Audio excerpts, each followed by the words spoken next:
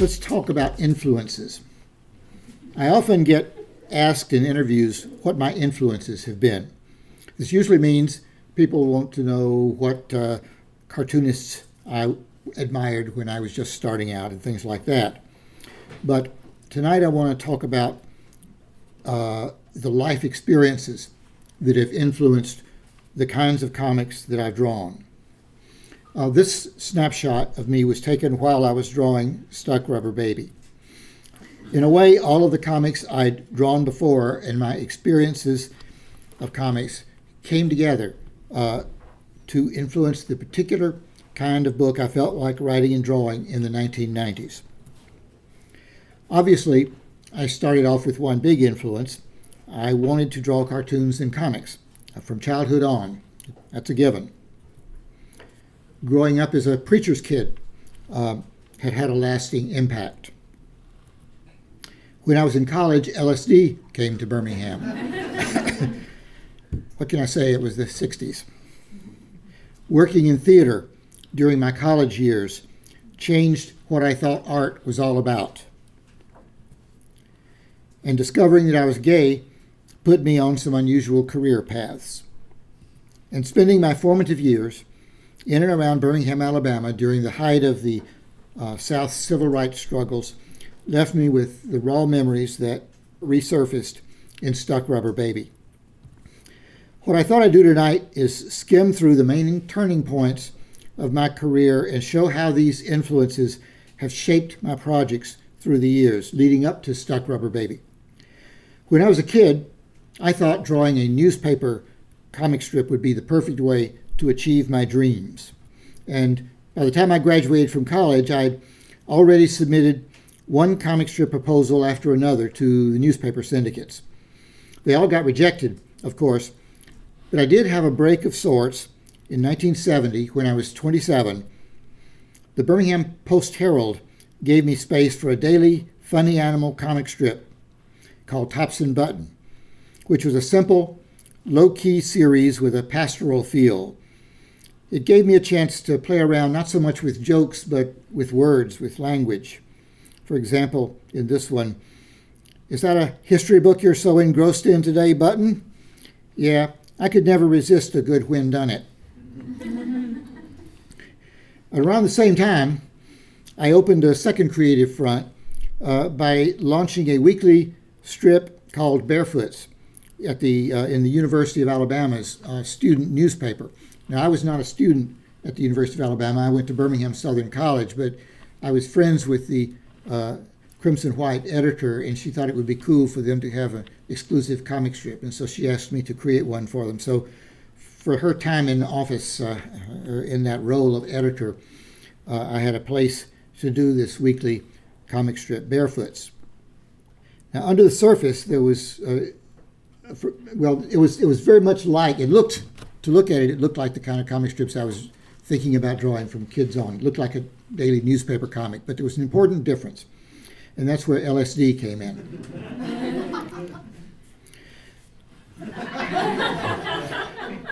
I'm no fan of the genuinely dangerous designer drugs that are floating around these days, but the psychedelics we had access to in the 1960s and early 70s turned out to be great catalysts for consciousness expansion and exploring the mysteries of existence. They generated hallucinations that raised intriguing questions about the nature of reality. And those questions lingered long after my actual trips were over. And to this day, they've affected the kind of drawings I'm likely to do for fun. But from the beginning, they changed the kind of comic strips I drew. My Barefoot strips reflected all the philosophical explorations I was doing in my acid trips, even if they didn't automatically look that way at first glance. But besides all the groovy hallucinations and philosophical questions that tripping gave me, a more finely tuned of understanding of exactly how human beings' thinking processes work was the main benefit. Over time, this helped give a more substantial inner reality to my fictional characters. and the urge to reconcile the transcendent visions and everyday realities, that desire to reconcile those could easily be traced back to my having grown up as a preacher's kid. I was fine with playing the role of the preacher's kid in my younger years, but as I got older, it became burdensome. Things were stirring inside of me that just didn't square with the teachings of my childhood. As a teenager, my inner self seemed more and more at odds with my family's religion. Finally, when I was 14, I had a spiritual crisis that led me to break from organized religion entirely. This was a huge relief. I could enjoy the universe's beauty without being bummed out by an overlay of guilt. I could be comfortable just being me. Life seemed simpler and richer. A sense of serenity growing out of this began showing up in my work, even in my squirrel cartoons. The state of mind called cosmic consciousness had a way of showing up in the art of people who had experienced psychedelics, as you could see from the output of the underground cartoonists of that era, as well as people who never took drugs but meditated a lot. It felt a lot like religion without actually having been religion. Now, not all of my Barefootz strips were trippy. Of course, some were just plain jokes. Only a few notches more evolved than my more conventional strips that the syndicates had rejected. And even with the broader parameters of subject matter provided by Barefootz, I eventually began feeling cramped, trying to cram my ideas into the tiny amounts of space I was allotted in the Post-Herald and in the Crimson White. And here's where the theater I had done back in college started having a delayed impact. In college, I discovered the fun of working with other people to tell stories on a stage instead of sitting by myself putting two-dimensional drawings on paper. I could watch how talented actors around me inhabited their characters from the inside instead of defining them by external traits and actions. Over time, this affected how I went about creating my comic book stories. During my senior year, I wrote and directed a play called The Sixth Story. It was about a man named Manchester Wintergrey who falls under the influence of four mysterious, almost magical young performers who begin forcing him to metamorphose against his will into something undefined and scary. Looking back, I could see that its theme about having something scary and hiding inside of you that you're terrified of letting get out was saying a lot about my own history of being afraid of myself. I was inching more and more out of the closet. I didn't know at first that being braver about showing the scary parts of yourself on a stage could carry over into cartooning. It was discovering underground comics that opened my eyes. Sure, I loved the sexual freedom and the stuff about psychedelic drugs. But most of all, I loved the way that in undergrounds you could bring your whole self into your art. You could draw about the real issues in life that mattered. Psychological issues, political issues, philosophical issues. And drawing comics was a lot like writing and directing plays, except that you didn't have to have a whole theater company at your disposal to do it. My creativity began really gaining steam once I moved from theater to undergrounds. There was a hitch, though. The comics of some of the other undergrounders kept jolting me with annoying homophobic stereotypes. It was hard not to take that kind of thing personally. And it took my mind back to something important that happened to me back in 1969, the first year after I left college, when I lived briefly in New York City. One weekend in June of 1969, when I and some friends were tripping in Greenwich Village, we stumbled upon the famous Stonewall riots in progress, which looked even more amazing when you're tripping.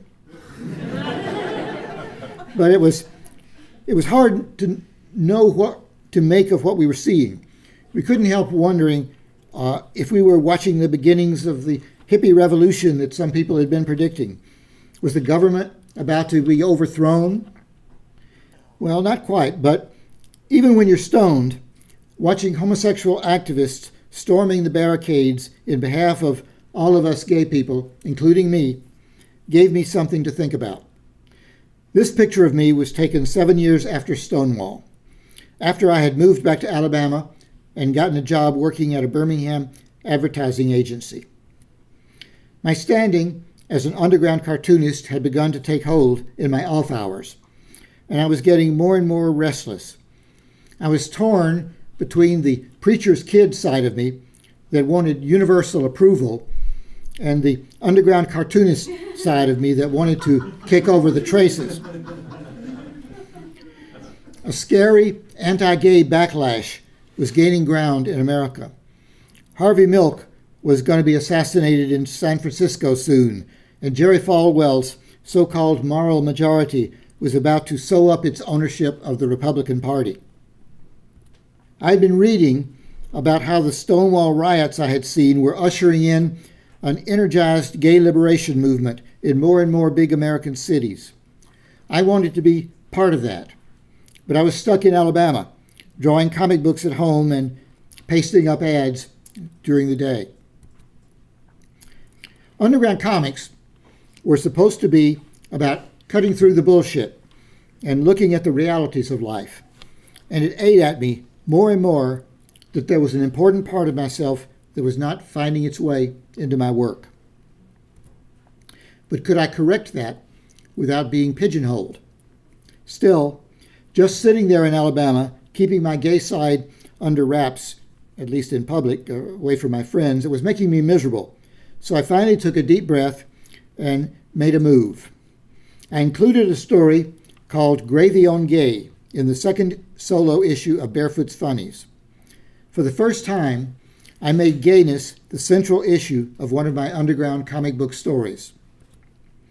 In Gravy on Gay, Barefootz's artist friend Hedrack reads a magazine piece about the gay rights movement that inspires him to commit his art to the cause, in the course of which he crosses paths with Mort, a sociopathic homophobe with a fondness for mind games. You know, I've killed several queers in my time. Oh, yeah? In a way, that was America in those days. Friendly one moment, lethal the next. But with serious topics on the table, the serene cosmic consciousness that I had derived from tripping was beginning to be artistically limiting. It was getting obvious that political grittiness was going to be a poor fit for Barefootz, for its universe, simply because of the way the characters were designed. I mean, how real could you get about real-world issues when you're drawing characters whose heads are as big as the rest of their bodies? It was time to set Barefootz aside and move on to new, more flexible ways of drawing. It was time to let a story's style grow out of its content. Funny stories could still have funny-looking characters, but by changing the way I drew, I could also open the doors to stories with tragic or angry dimensions. I also decided it was time to move back to New York. It was the only way I could get a mainstream cartooning career going and be part of the gay liberation movement at the same time. And it turns out that moving to New York in 1977 had an added benefit. I met a native New Yorker named Eddie Cederbaum, who's been my partner for 37 years now and my husband for the last 12. With Eddie bolstering my courage, I took what at the time was the scariest chance I'd ever taken by agreeing to be the founding editor of a new underground comic book series to be called Gay Comix. Why was that scary? Well, because of the long-standing anxiety I had had that being open about my gayness would get me too pigeonholed to have a mainstream career. It turned out, though, that the regular illustration gigs kept coming. New York wasn't Alabama, and New York art directors didn't care about my private life as long as I could supply them with the drawings they wanted. And being honest in my cartoons ended up helping my career instead of hurting it. Thanks to Gay Comix, I was invited by the Village Voice in 1981 to do a full-page comic strip about the anti-gay backlash that was continuing to build up steam. The strip I drew, Sometimes I Get So Mad, gave me my first chance to draw a comic strip rant about what was going on in America homophobia-wise, in a black comedy way, of course. And it ran in a publication that regular people, not just underground comics readers, would see. The editors of the gay magazine, The Advocate, saw that strip and asked if they could reprint it. That gave me the nerve to suggest that maybe they should hire me to draw a comic strip just for them. And that's how Wendell came to be. My first Wendell strip ran in 1983, and the series kept going through most of the 1980s. Not only was I fulfilling my childhood dream of creating an actual comic strip with national visibility, but I was able to be true to my own experiences while I was doing it. In the beginning, I thought that Wendell was mainly going to satirize the gay cruising scene, which made sense because the early strips were basically filler in the pink pages, which was the Advocate's special section where all the classified sex ads ran. But my life has never been all about sex, and Wendell Trupstock, as he became more real to me, his life refused to be all about sex either. And besides, that was when a very dark cloud was looming on the horizon for gay men. The AIDS epidemic had begun killing my friends right and left. And with AIDS being a sexually transmitted disease, it was hard to sustain a light-hearted spirit in strips about cruising the bars for recreational sex. I realized that a mid-course correction was in order. So what should the Wendell series be about then? What about another aspect of my personal life? Eddie's and my relationship was still young, and memories of the stresses and misadventures that had gone into becoming a couple were fresh. That kind of life transition from gay singlehood into couplehood hadn't really been explored in any of the gay comic strips I had seen. It's not that I'd never drawn comics about a gay couple. In the third issue of Gay Comix, I had drawn a story affectionately called Dirty Old Lovers, which had featured an older couple named Luke and Clark. But Luke and Clark were already a couple when the story started. How they got together wasn't part of the plot line.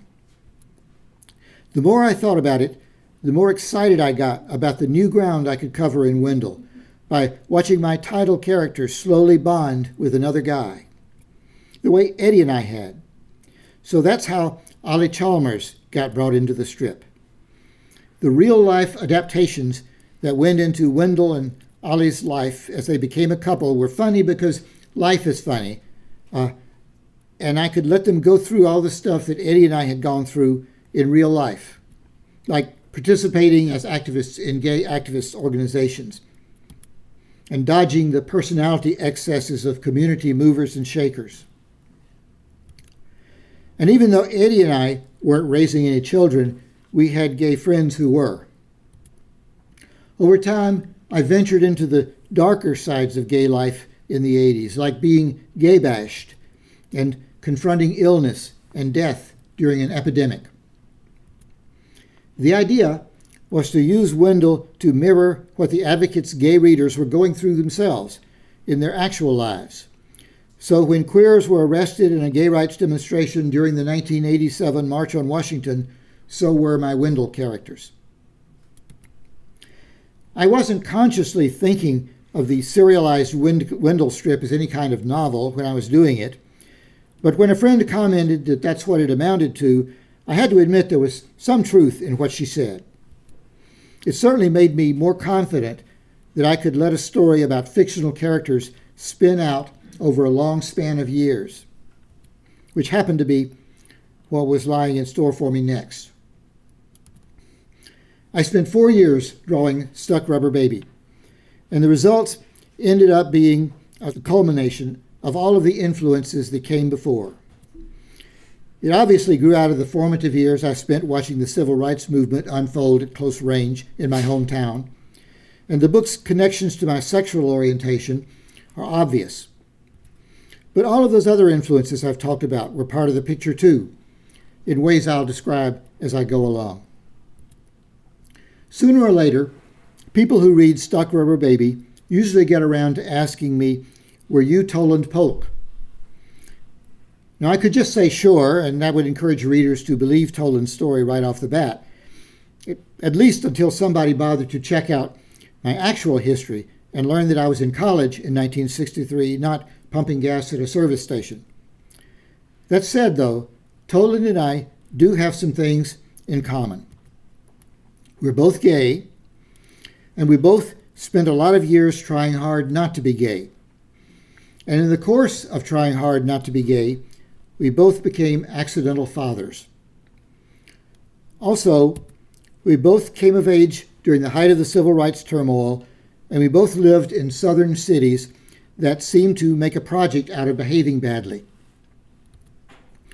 Neither of us was much good to the civil rights movement when things blew up. Sure, both Toland's and my sympathies were with the civil rights activists, but given the South's track record, we were both pessimistic that anyone, politicians or protesters, could do much to change things for the better. Me, I observed it from the safety of my school's theater department. At the time, I thought the only hope for improving human behavior would come by raising people's consciousness through art. I felt more or less the way Toland puts it in the book when he says, "Getting Clayfield to integrate is like getting a turtle to walk on its hind legs. It's a noble thought, but an evolutionary unlikelihood." But there's still a couple more things that Toland and I have in common. We both had our horizons expanded by hanging out with friends who were less self-absorbed than we were. And we both learned that if you live in a world where hateful behavior and extremism are everyday currency, sooner or later, violence is going to creep in closer than you want it to. When I was a kid, I was vaguely aware of the changes that were trying to happen in the world I knew. If I'd been smarter or older, I might have been able to put the pieces of the puzzle together more quickly. But when you're a kid, those puzzle pieces about what's going around you get all mixed up with the other puzzle pieces that are making your world so complicated and strange. Here's a photograph of my first grade class in rural Alabama. That's me in the second row. In time, many of us learned that the whole image of life we had grown up with was not just a little bit wrong, but wrong to the core. In Stuck Rubber Baby, it's a story that ran in newspapers in 1955 that starts Toland on a long road toward figuring out how misguided the adults around him could be about the world. It starts when his pet rabbit gets run over by a car and crushed, which makes him start thinking about death. "We had a pet rabbit that got run over," he tells us. Now that was a mess. But he goes on, "As a dumb kid, I convinced myself that human beings were different from animals. The funerals I attended left me reassured that whatever toll got taken on my other body parts, my head would survive dying intact." Then my friend Bo wised me up. "Want to see something gross, Toland?" "Sure." "I found a nigger magazine in a trash can downtown. Look at this picture." It was a close-up photograph of a dead black person whose skull was all caved in. Since then, I've learned that it was Emmett Till, a 14-year-old boy who got bashed, lynched, and dumped in a river in Mississippi because he said something flippant to a white woman. Something in my brain permanently blew a fuse when I saw that picture. I had nightmares. I was worried about my skull. "Daddy, is there any difference between Negro skulls and white people's skulls?" "How do you mean, son?" Are white people's skulls harder than Negro skulls? Oh, I doubt it, Toland. I doubt it seriously. If anything, Negro bones are probably tougher, since colored folks are closer to the animal state than we are and have gotten stronger from having to get by in the wild. Now, as far as brains are concerned, it's another matter. White people's brains are more developed. It's been scientifically proven. They're slow, but the brains they've got serve them very well. Take Stetson there. Stetson had come in once a week to do our yard work for as long as I could remember. Stetson's always on top of things. Have you ever seen me needing to explain anything to him more than once? Nope. Are you two discussing the yard, man? Don't ever make the mistake of failing to respect the colored man, son. Treated well, he'll do better by you than many a white. And I don't ever want to hear you use the word nigger the way some folks around here do. It's a hateful term, and no creature of God deserves it. I won't.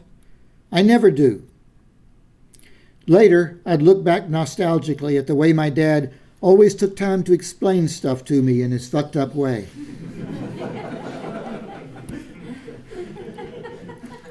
When I look back at being a white Southern kid in the 1950s, I realized that things were always being explained to me, sometimes using words, but often not. My family in Alabama used to hire a black man to help with yard work when I was 6, the way Toland Polk's family does. In our case, his name was Dit, not Stetson. Dit was very friendly to me. I'd go out and talk to him while he was pulling weeds. He didn't say much, but he was nice enough to act interested. But because of the way the world had been presented to me by grown-ups till then, it never occurred to me that Dit had a life of his own when he wasn't working in our yard, or that there might be an intellectual thought in his head. All the puzzle pieces that were swirling around in the 50s Southern segregationist air combined to make sure that a kid like me didn't see Dit as a human being with any interesting dimensions to his personality. He was just a bit player in my life. I accepted that there must be some connection between a man like Dit and the rubber-lipped minstrel show caricatures that represented black people in the cartoons I saw back then, even though if I'd given it any thought, I would have noticed that Dit didn't look anything like those cartoons. Why would I have noticed that? I was too preoccupied with all of the interesting things that were going on in my 6-year-old white boy's mind. As the 50s wore on, other images started intruding on my consciousness without me really thinking about them. Images from TV and newspapers about lunch counter demonstrations and crowds of people who looked a lot like Dit and who were demanding that their children go to the same schools as us white kids. It seemed a little threatening to me because it felt like my comfortable world was in danger of being changed. But the clamor for change was far away from Springville, Alabama. I didn't need to worry about it, just like Toland Polk didn't feel need to worry about it in the beginning, even when he began to be conscious of the injustice that was built into the Southern way of life. As long as you could let those puzzle pieces swirl around you without trying to put them together, you could keep your life insulated and calm, it seemed, until you couldn't anymore. Were we racists, all of us 6-year-olds in Miss Margaret's first grade class? Or were we just baffled by the continuing blizzard of puzzle pieces that the adult world threw at us without even trying to explain what they meant? Any feelings we might have had about people like Dit got lost among the other puzzle pieces coming at us. There was Jesus to think about, and Alfred E. Newman, and King Kong, and my parents, and a scary man on TV named Bull Connor, not to mention the puppets I played with and the dreams I had about growing up to be a cartoonist. Something had to break through the clutter to make you stand back from all that, the way it does for Toland Polk. The grown-up Toland doesn't have much use for religion. Maybe it was reading that book, Seeing Through the Lord, as a kid that made him start backing away from the culture he grew up in. Churches, he says, There's no goddamn escape from them down south. As a preacher's kid who had left all that behind, I was on the same page as Toland. But standing on the fringes of the civil rights movement had begun making Toland restless about seeing everything so simply. Becoming friends with Ginger Raines was an important catalyst. He tells us, Ginger and I hashed over religion and morality a lot during our breakfasts at the college. Suppose you were an atheist, she says to him. Do you think you'd feel funny? He says to her, do you think you'd feel funny about all the hymns and prayers at Reverend Pepper's rallies? Ginger says, I doubt that disbelieving in God would make me skeptical about the things those songs and prayers are really about. An atheist is still going to care that Sledge Rankin got murdered, isn't he? I'm an atheist. You know that. So, she says, take yourself as an example. Of course I care about Sledge, as much as a person can care about somebody that he never knew. But to be honest, I'm not sure how much of what I feel these days comes from the fact that I know you and tend to pick up on what you feel. Let's face it, Negroes have been getting lynched the way Sledge got lynched since a long time before I arrived on the scene. I'd hear the stories, but it wasn't like they had anything to do with me. I wasn't out there burning crosses. Maybe I'm jaded. It's not a character trait I'm proud of. But I don't know, sometimes it seems like I was born with it. Ginger's not buying that. People aren't born with character traits, she says. Toland may be jaded at this point, but his discomfort with religion is forced to become more nuanced later on in the book because of his encounters with Reverend Holland Pepper, a black preacher who's the city's most prominent civil rights activist. In a pivotal scene with the two of them, I was able to make use of one of the most interesting tools in the theater, the power of unspoken subtext. The scene happens in the immediate aftermath of the bombing of the Melody Motel, during which several children in the Freedom Chorus are killed and their choral director Shiloh is paralyzed. Toland and Reverend Pepper find themselves in conversation in the hospital stairwell, where each of them has an unspoken agenda. Toland is forced to deal with the fact that Reverend Pepper has accidentally discovered his big secret about being gay. And Reverend Pepper is testing whether Toland is loyal enough to an activist named Mabel to skirt the truth on her behalf. During that conversation, Toland gets an up-close view of what religion looks like when it's built on moral actions instead of theological pieties. Oh, I could throw Bible stories at you and talk about things Jesus said, but I try and save my serious preaching for the Sunday services. I could even tell a few tales about Mr. Gandhi, but there's no need to get so historical. Let's just talk about the petty little Sutton choppers of the world. They bark and snarl, but these people are totally at sea when you refuse to take their bait. Borders on the comical, how at sea they are, or it would if the circumstances weren't so grave. It's important to recognize that strategic advantage and be resolute. We kept on talking for several more minutes, Toland tells us. I can't remember all the details, just the overall feeling of it. I do recall a fleeting wish I had that my daddy could have been more like Holland Pepper. Confronting the moral issues that Reverend Pepper is talking about is hard for Toland when the world around him is so short on morality. And illustrating Toland's struggle wasn't any breeze for me. When I agreed to take on Stuck Rubber Baby, I worried about whether I had the sheer drawing chops for a story that dark. I'd always associated so-called serious comics with realistic illustration styles where the characters are proportioned more or less like actual people and all the clothes have folds with shadows that are super dramatic, like this Rip Kirby drawing by Alex Raymond. That look is miles away from the very cartoony style I had started off with in Underground Comics. The Wendell characters I had been drawing before I started Stuck Rubber Baby have been shaped at least a little bit more like everyday human beings, if you make allowances for those eyes. But my Wendell style was cheerier than you'd want for a story with murder and racism running through it. On the other hand, real-world issues like AIDS and death and gay bashings had found their way into Wendell, and the cartoony look of the strip didn't keep readers from feeling involved. Maybe I could stretch myself enough to hit a sweet spot between the cartooniness of my roots and the relative realism that my story needed. And I remembered how classic strips like Dick Tracy showed that you could get to go to grotesquely dark places with drawings that were anything but realistic. Dick Tracy's fans never complained about that. They just went with the flow. Finally, I figured out that I had been suffering from a classic case of low self-esteem. Not the old low self-esteem about being gay, low self-esteem about being a cartoonist.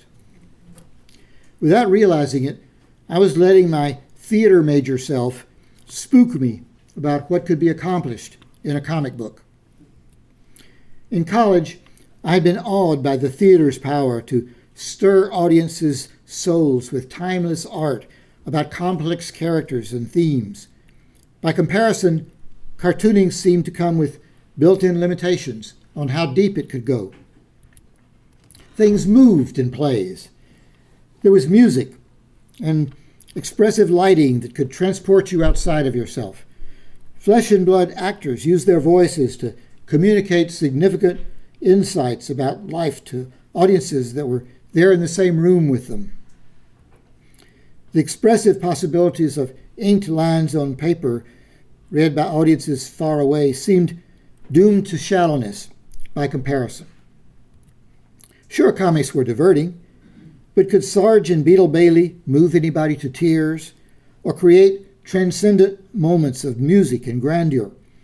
Could comics ever deserve a seat at the grown-ups table? It was the greater freedom in undergrounds that had lured me back to comics after college. I looked at the art form with more respect now. At the same time, though, I still unconsciously suspected that there was a fundamental limit to the emotional depth you could have.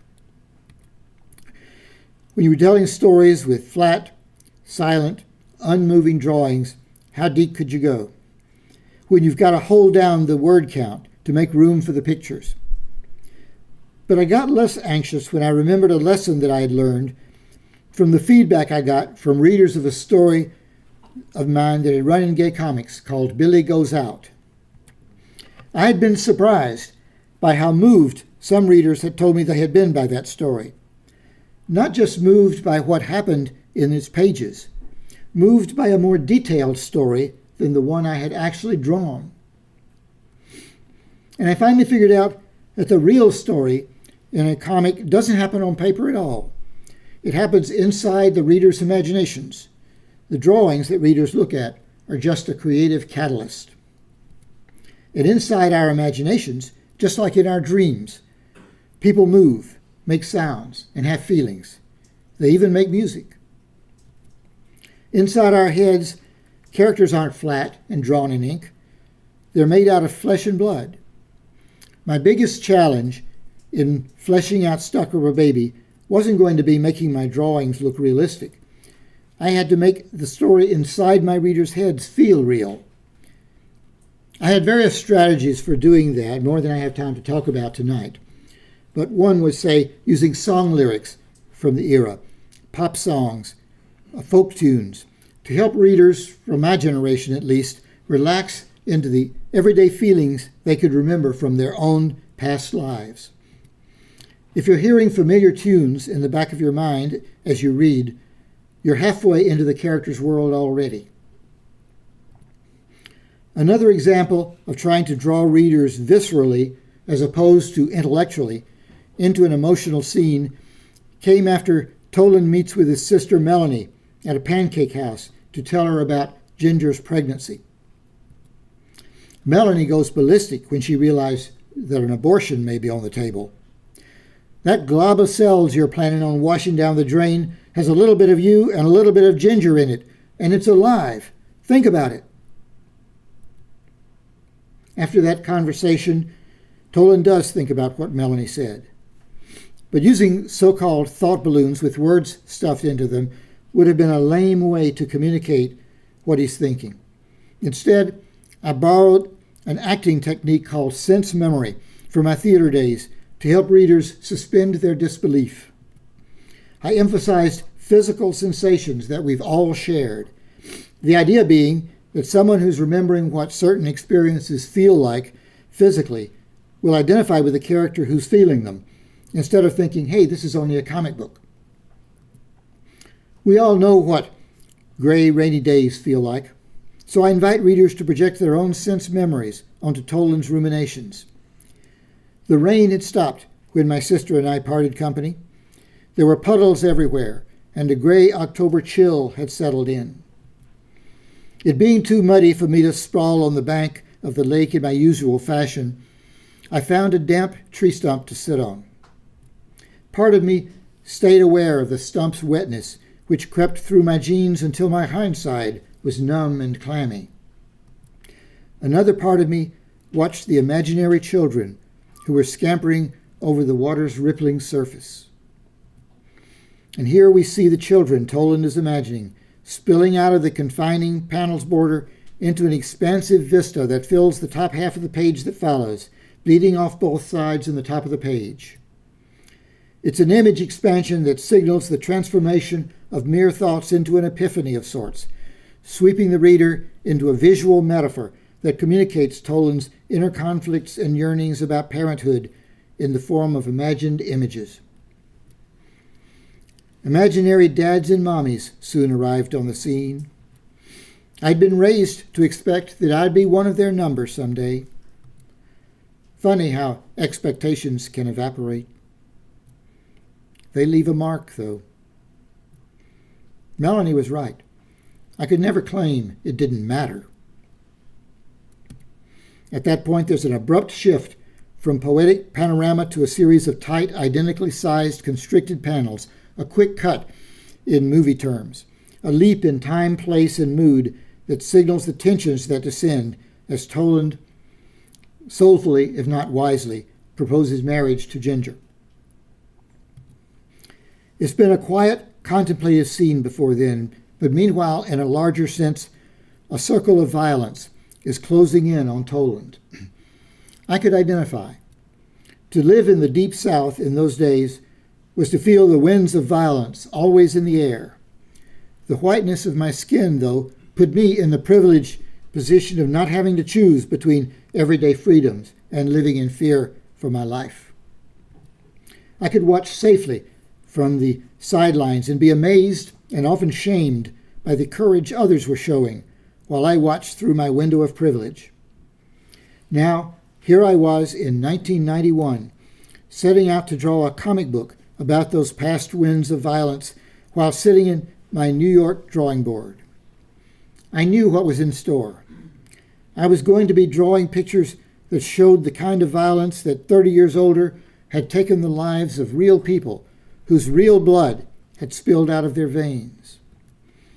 As I drew Stuck Rubber Baby, I was desperate not to trivialize their suffering by milking it for casual thrills, by showing so-called comic book violence in which blood is shed without readers sensing real pain or loss in their gut.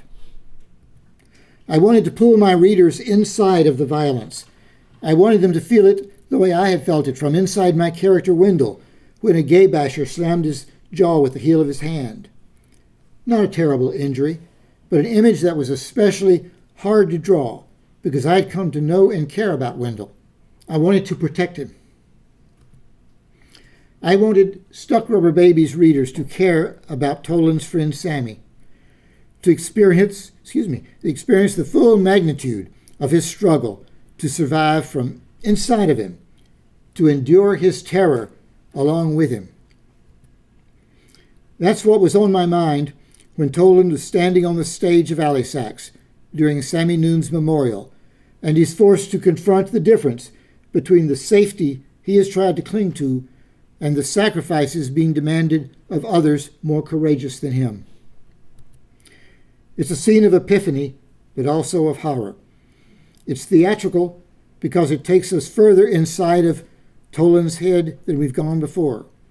And it grows out of things I learned in my acid days about how crucial self-knowledge can suddenly surface in the form of things we see, not just things we think about rationally.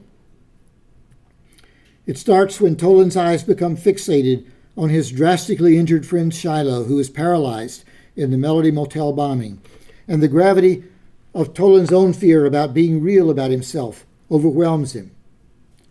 All of the faces I was looking down at were beginning to drop away, he tells us, like they were spiraling headlong down a weirdly lit shaft that I was in danger of toppling into myself.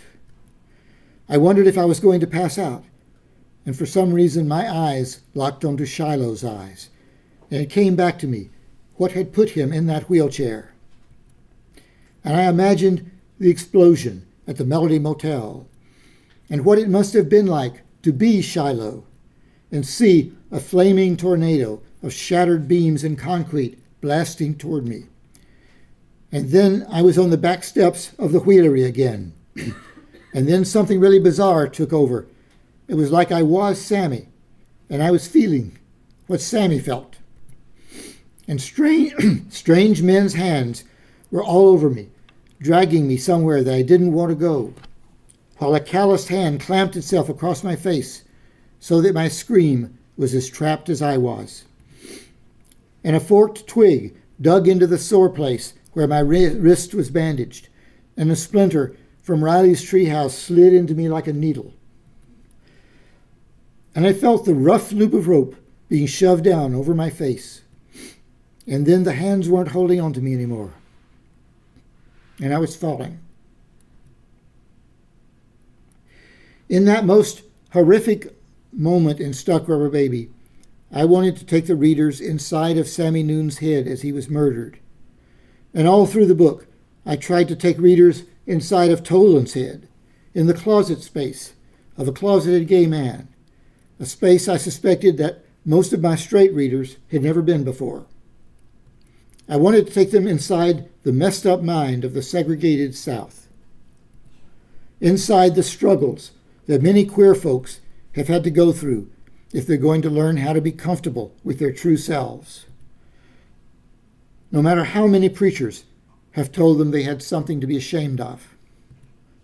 I wanted to coax readers into seeing the world from inside the heads of people other than themselves, the way good actors have to do in a play. I wanted to put all the tools I've gotten from psychedelics decades before to the task of understanding how the insides of people's heads operate. And I wanted to be a good storyteller, as good a storyteller as I could, while I was doing all of that. The way the Alabama kid I had once been dreamed of doing. Excuse me. Thank you.